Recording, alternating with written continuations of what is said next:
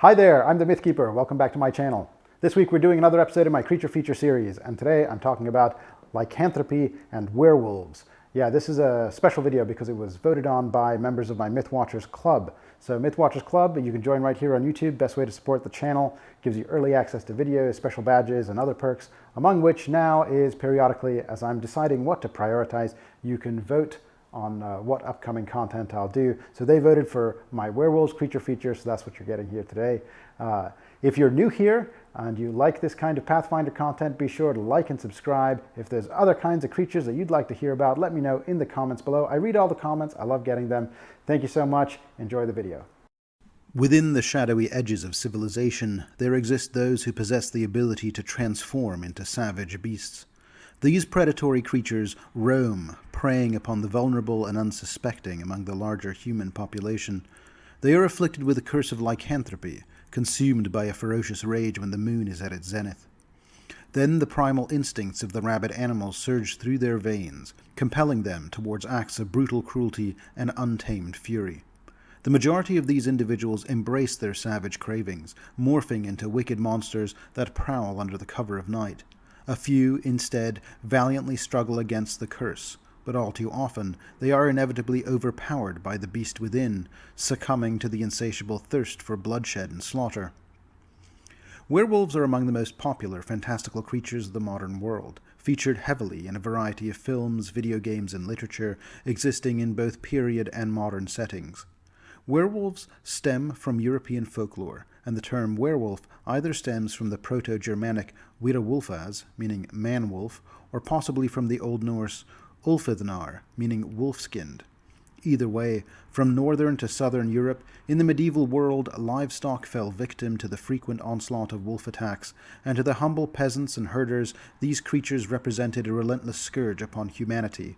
They ruthlessly claimed the lives of their vital farmed animals, and even occasionally indulged in the gluttonous consumption of solitary travelers. In the face of such fear, what could be more dreadful than a wolf capable of assuming the form of a man? In fact, werewolves tragically became more than just a fanciful fairy tale. Earnest belief in werewolves developed in parallel to the belief in witches. Like the famous witchcraft trials of the early modern world, the trials of supposed werewolves emerged in Europe, especially the Valais and Vaud regions of Switzerland, in the early 15th century, and continued to spread throughout Europe in the 16th century, peaking in the 17th and subsiding by the 18th. One notable such trial was that of Peter Stump, a German farmer and alleged serial killer accused of werewolfery, witchcraft, and cannibalism. He was known as the Werewolf of Bedburg.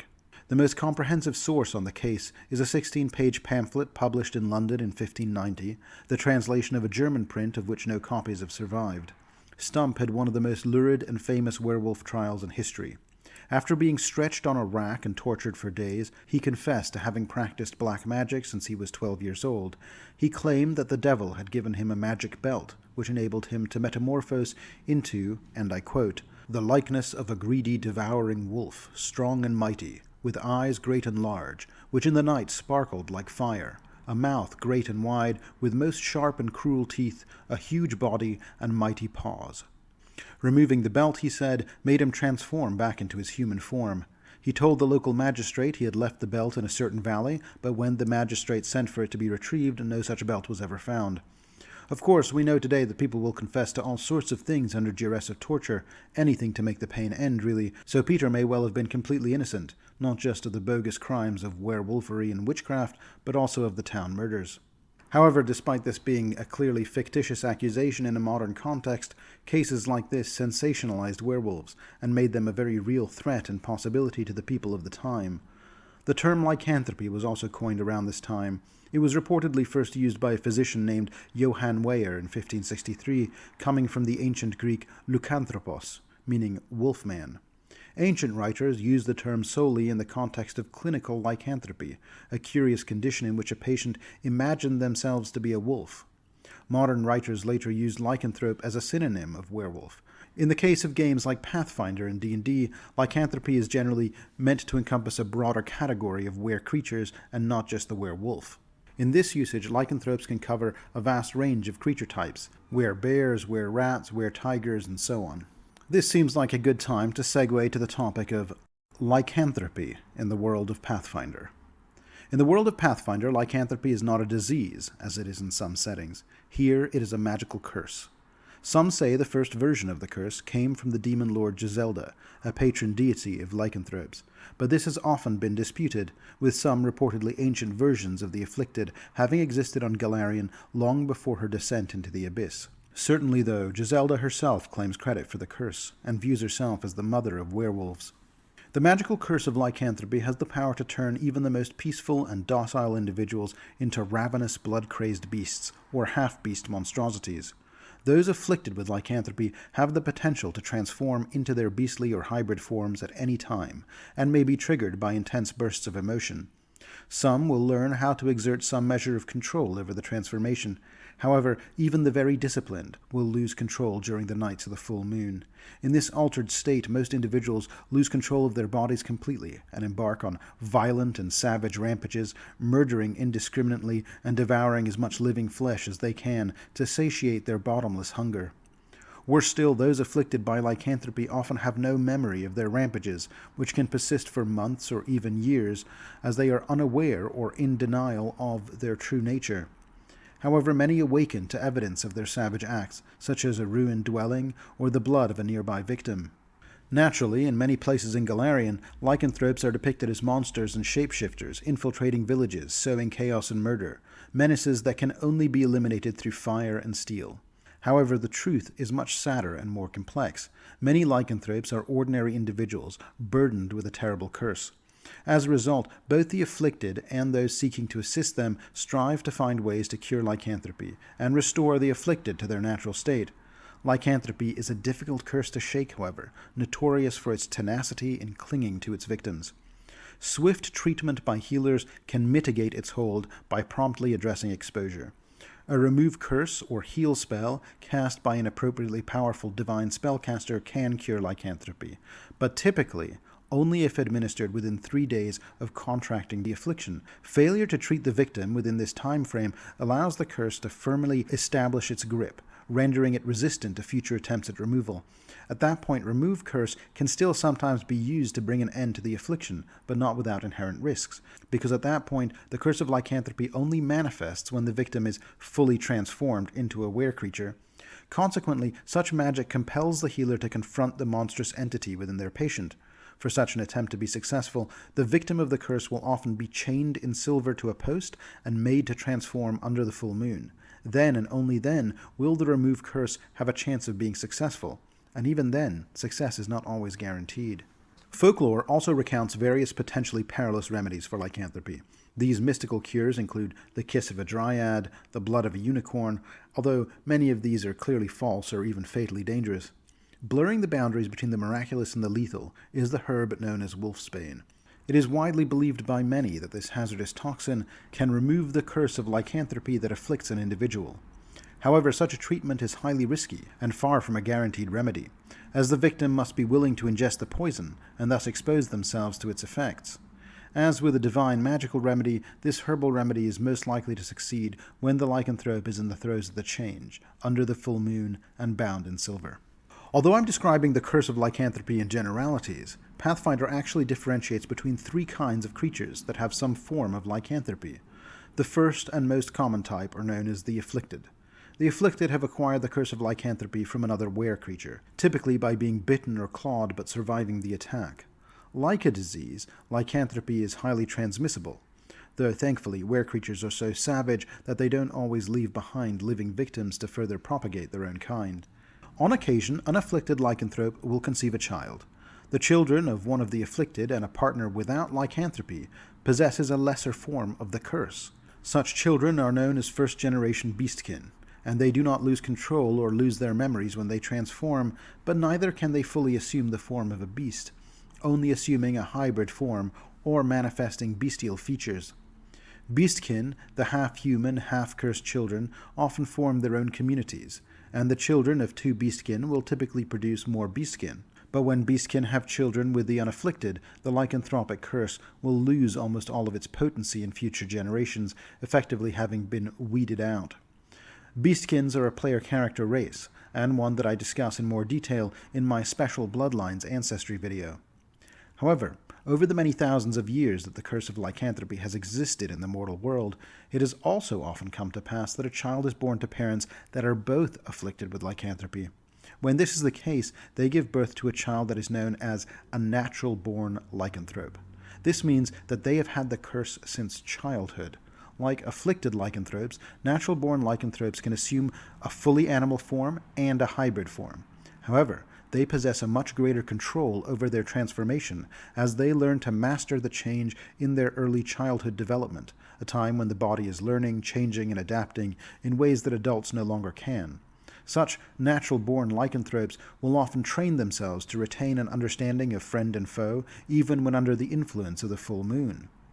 Because natural-born lycanthropes can acquire such a great degree of mastery over the change, many of this kind do not view lycanthropy as a curse at all, but as a blessing that confers upon them great power and strength. Furthermore, even if a natural-born lycanthrope ever desired to rid themselves of the curse, the truth is that as far as anyone knows, that is not actually possible. Remove curse has no effect on such a creature, neither does wolfbane or any other known remedy. There are currently no known documented cases in Golarion of a natural-born lycanthrope losing their curse. Not surprisingly, such natural-born lycanthropes are drawn together, forming their own communities, having their own children, who are also natural-born lycanthropes, and in time such communities of the natural-born will start to look down upon the afflicted as their poor, cursed, and lesser brethren. In addition to the ability to transform into a beast, there are a few other side effects of the curse as well, the most prominent of which is vulnerability to silver. At its core, the touch of silver causes discomfort to the lycanthrope, even if they are unaware of their condition. This phenomenon forms the basis of certain peasant myths, such as the practice of trusting strangers with silver, where a silver coin is given to a stranger in the belief that a lycanthrope is likely to recoil from it. However, the efficacy of this technique is subject to debate. Many argue that silver acts more like an allergen to lycanthropes, swiftly and severely affecting them if it enters the body through a weapon, while having little to no visible effect if contact is limited to momentary touch. Attempts to create a silver potion capable of driving the affliction from the body have consistently failed, rendering silver's primary utility against lycanthropes as a weapon capable of surpassing their formidable resilience and bestial endurance. Lycanthropes can be found throughout the realm of Golarion. Afflicted lycanthropes are often solitary, their lives disrupted by the curse that transforms them into monsters. Frightened and unable to control their transformations and savage impulses, they retreat into the depths of the forest, driven by the hunger of the beast and the influence of the moon.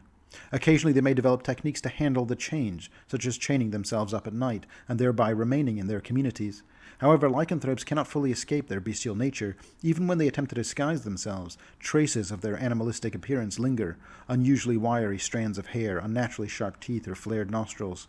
The beast's influence also permeates their behavior and mannerisms, despite the afflicted victim's struggle against it. In contrast, natural-born lycanthropes form secretive and secluded communities. These settlements, formed by natural lycanthropes, reflect the social structure of the creatures they embody. In a werewolf settlement, for instance, the strongest werewolf assumes the role of the pack's alpha, serving as the lord or chieftain. Secrecy is a pervasive trait amongst all lycanthropic communities. Due to the fear and apprehension lycanthropes inspire in almost every culture, excluding the Ulfin people of the Linorm kingdoms, which I will discuss later, they must therefore conceal themselves from prying eyes. Lycanthropes typically establish their homes in the wilderness, far from other settlements. Visitors are made to feel unwelcome in their lands, with the hope that they will depart before the full moon reveals their true nature.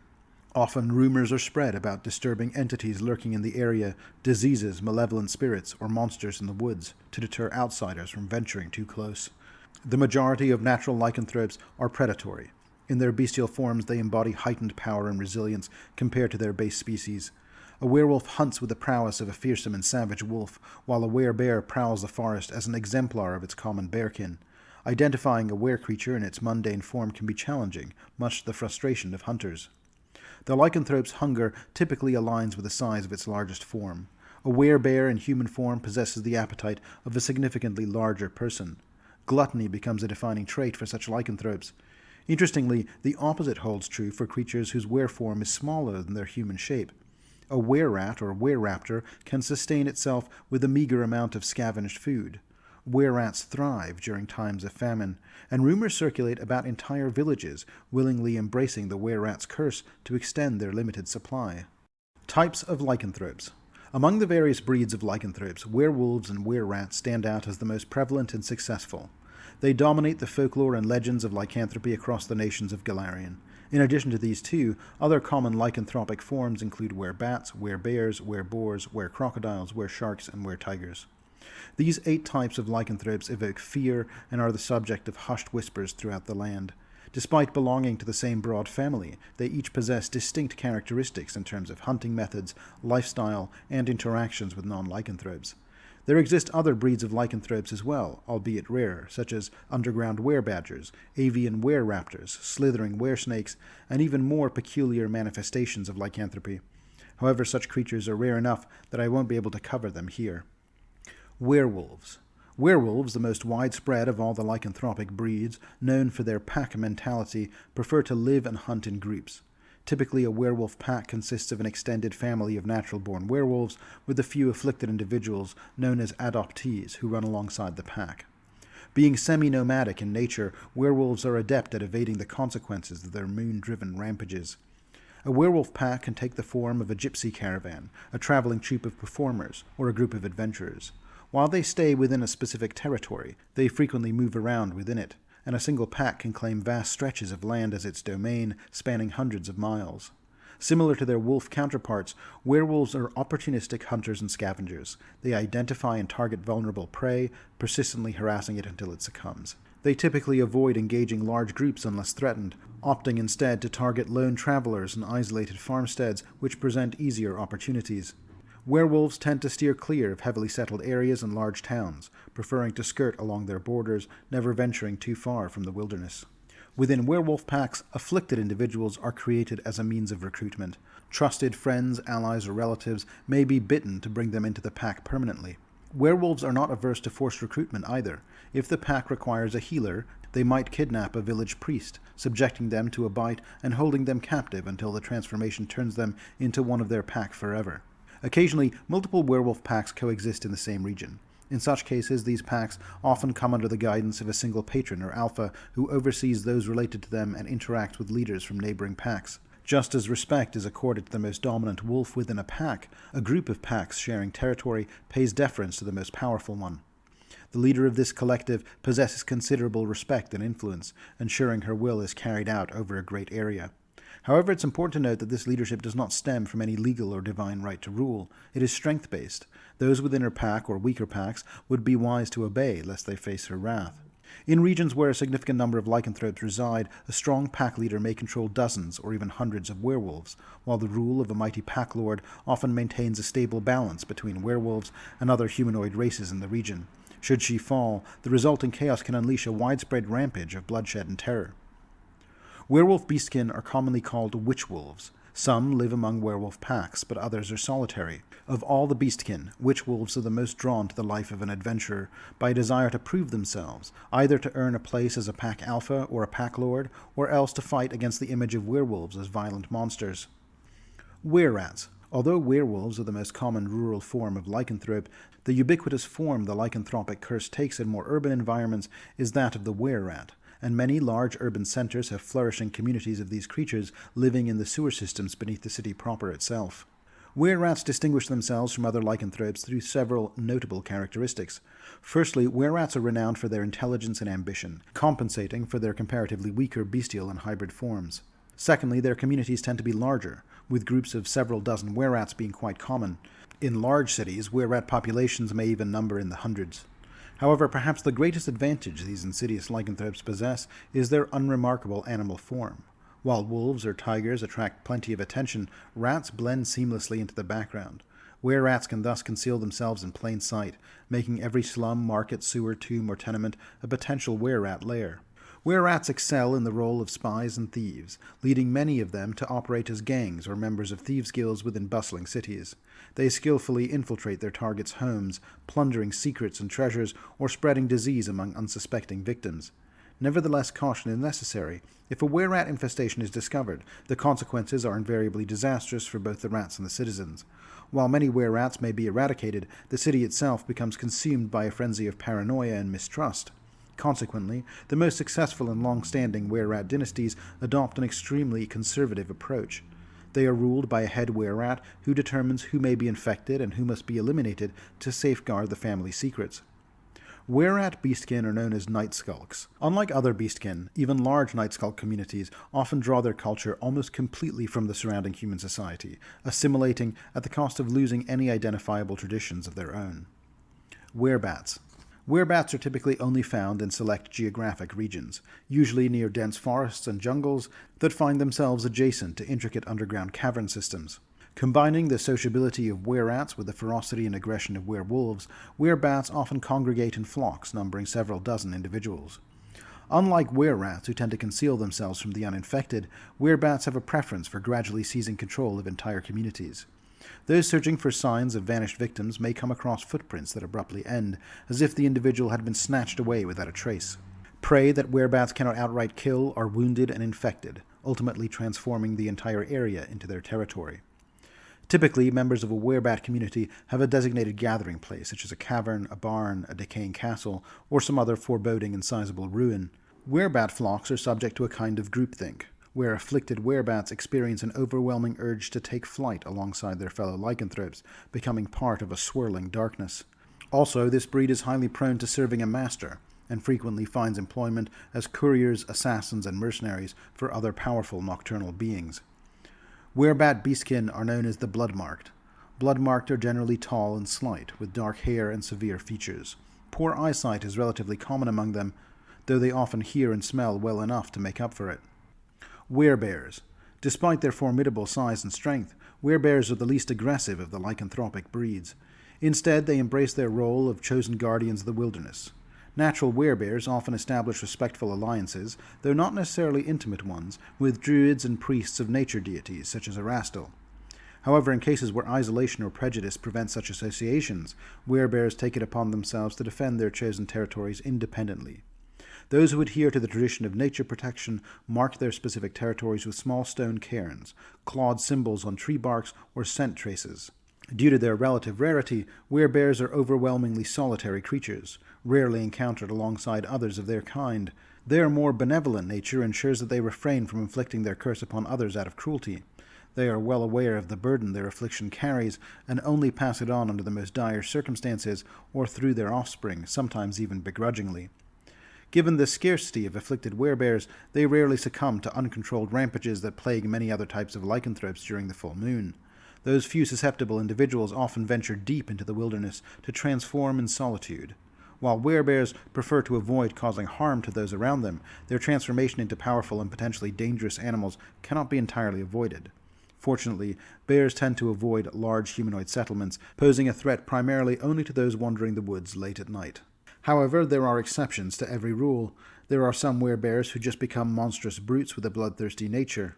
In regions where such creatures unleash their rampages, the number of afflicted werebears is significantly higher, leading nearby residents to regard werebears more similarly to their other dangerous counterparts. Werebear beastkin are known as the cold-born, and generally as a people they are drawn to seek solitude much of the time.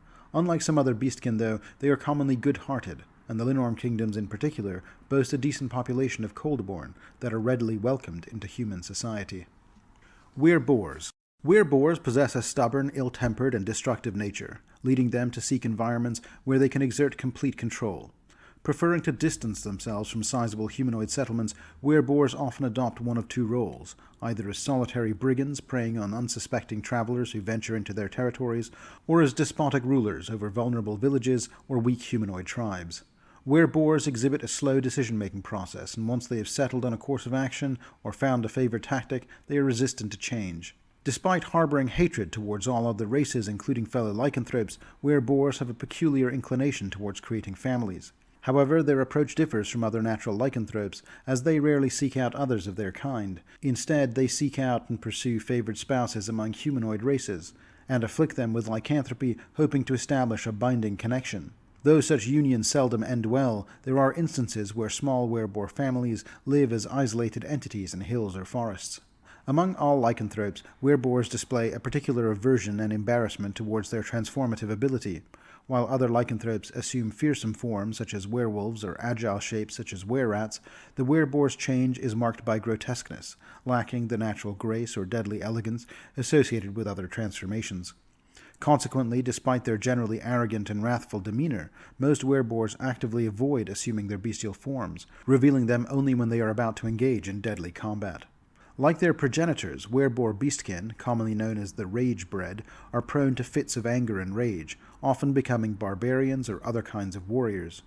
Due to a rampant strain of Wereboar lycanthropy through the Avestinian hill giant communities, a large number of rage-bred hill giants can still be found across Avestan. Werecrocodile. Werecrocodiles are common in Osirian and in the Mwangi Expanse, where the wide rivers often have numerous crocodiles.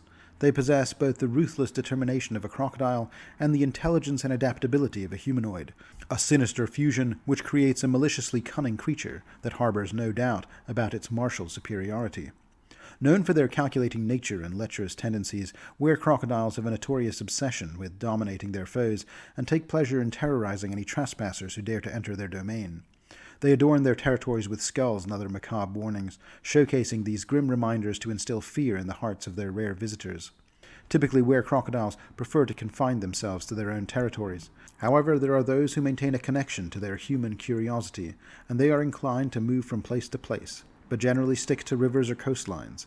These psychopathic but patient wanderers often venture far from their territory in pursuit of new and more challenging prey. Werecrocodile beastkin are commonly known as scalehearts. Scalehearts are boastful, and known to loudly proclaim their accomplishments to potential victims and allies alike, hoping to inspire respect, fear, or anxiety. Many scalehearts have a hard time reading the emotions of others, and expressing their own emotions in ways others can understand. Some will learn to exploit this feature, many becoming brilliant liars or ruthlessly efficient officials or mercenaries, but others simply toil hopelessly to find a way to meaningfully connect with their neighbors. Weresharks. Weresharks are an aquatic lycanthropic creature, only commonly found in ocean areas where their particular curse might afflict merfolk, Azerketi, Ulatkini, or Sahagin, or in coastal or island areas, which have ports with large numbers of sailors. The largest concentration of weresharks in Golarion is naturally in the Shackles. Whether in their humanoid or hybrid form, weresharks exhibit a burly physique, boasting an array of large, menacing teeth. Their personalities tend to be crude and domineering, driven by a bloodthirsty nature that is easily provoked. They readily involve themselves in fights, even those unrelated to their own interests, relishing in the opportunity to snap bones and spill blood. As the preferred habitat of weresharks lies at sea or in port settlements frequented by seafaring merchants and pirates, they can often be found leading pirate gangs or loitering in seaside taverns surrounded by a swarm of sycophantic followers. Due to their penchant for confrontation, they stay close to the water, ensuring a swift escape should they find themselves overwhelmed. In the deep oceans, weresharks frequently earn adulation from tribal chieftains and shamans. These lycanthropes often enlist the aid of true sharks to assert dominance over a specific expanse of ocean, while some rise as commanding leaders of island settlements. Among them, there are those who relish in being bloody tyrants, delighting in the fear they instill among their servants, while others adopt a more removed, aloof approach to rulership. Weresharks seldom engage in conflicts with one another, preferring to maintain a respectful distance. However, when clashes do occur, a battle for dominance is fierce, leaving participants either scarred or lifeless. Weresharks hold a covetous desire for powerful magical items, particularly relics that grant control over sea life, as they believe sharks possess a natural entitlement to rule other sea creatures. Wereshark beastkin are known as the Sea Scarred, and like their progenitors, they tend to seek leadership positions, most typically in pirate crews. Not an insignificant number of rogue pirate captains in the Shackles are sea-scarred, but very few sea-scarred captains actually owe fealty to the great captains of the Free Captains' Council, because they have an intense dislike for taking orders and not being their own boss. Weretigers. Like weresharks, weretigers do not form communities. Instead, they seek to conquer them. Those unfortunate enough to live under the oppressive claws of a weretiger experience relentless terror in the presence of this tyrannical beast.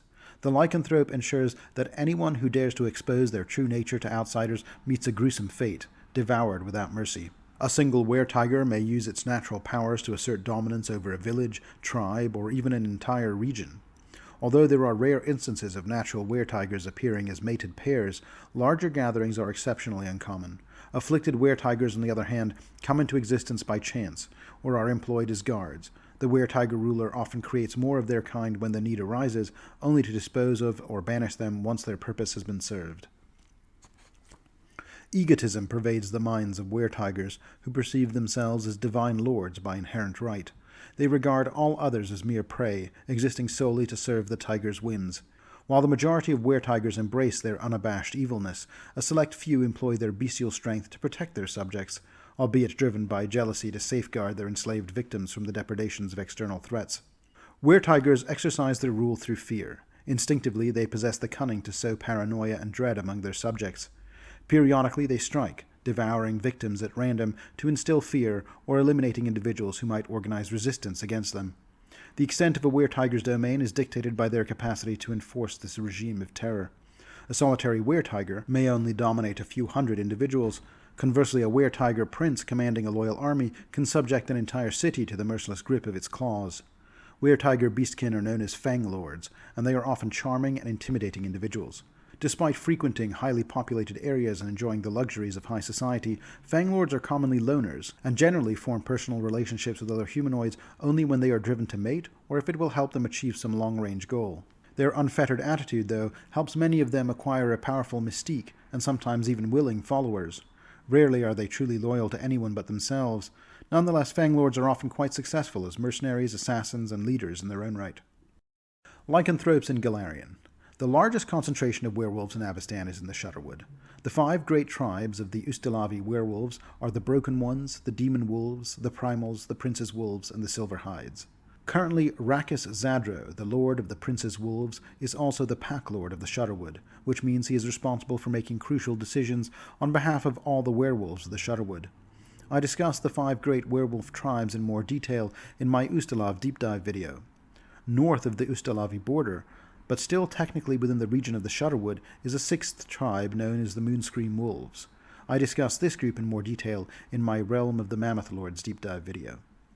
The second largest single concentration in Avestan is certainly in the Darkmoon Vale. The Darkmoon Vale is a frontier region in northwestern Andoran, stretching from the Arthfell Forest on its southern border to Darkmoon Wood and Droskar's Crag in the north. Among the most famous of the werewolf packs of the Vale is that belonging to Brogai Navratil, a black-hearted werewolf brigand who terrorizes the local towns. Brogai has a distinctive look, as he once took a silver arrow to the eye, a wound that never fully healed, leaving him with just one burning yellow eye in his beast form. Ironically, one of Brogai's great enemies is the leader of the Diamond Regiment, a local chapter of the Eagle Knights, a paladin of Iomade named Ingrid Odebar. It is ironic only because she is herself a lycanthrope as well, though she is a natural-born werebear, a testament to how many lycanthropes there truly are in the Vale. Another fairly large community of lycanthropes can be found in the Linorm kingdoms, although here they don't tend to make their own communities. Instead, they live alongside the Ulfin humans of the land. This is because humans in the land of the Linorm kingdoms don't automatically hunt lycanthropes to extinction to limit the spread of their curse. Instead, uniquely in the Ulfin culture, lycanthropy is considered a blessing, albeit a mixed blessing, conferred by nature spirits. Lycanthropy is well understood in those parts, and during periods of the full moon, those who suffer from the curse are locked in special longhouses or spirit houses, which are barred with silver and stocked with enough food to satiate the afflicted person's ravenous appetites. Werewolves and werebears are both fairly common, living in a controlled fashion among the local human population. A number of witch-wolves and coldborn similarly appear among the population too.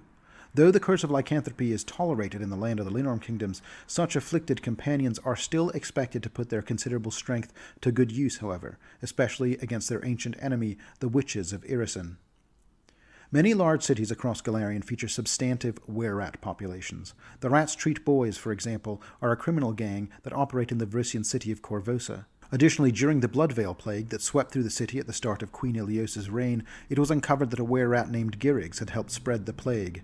Girbs was actually identified by a fellow wererat, the good-hearted fishmonger known as Ares Yellow Eyes, who was a credit to the city's underground denizens. In nearby Magnamar, the very large Steel Whiskers clan of Wererats is led by Elsa Steel Whiskers, the clan matriarch. In Riddleport, the leader of a gang of Wererats that patrol the Rotcut district named Zifrus is one of the city's many crime lords.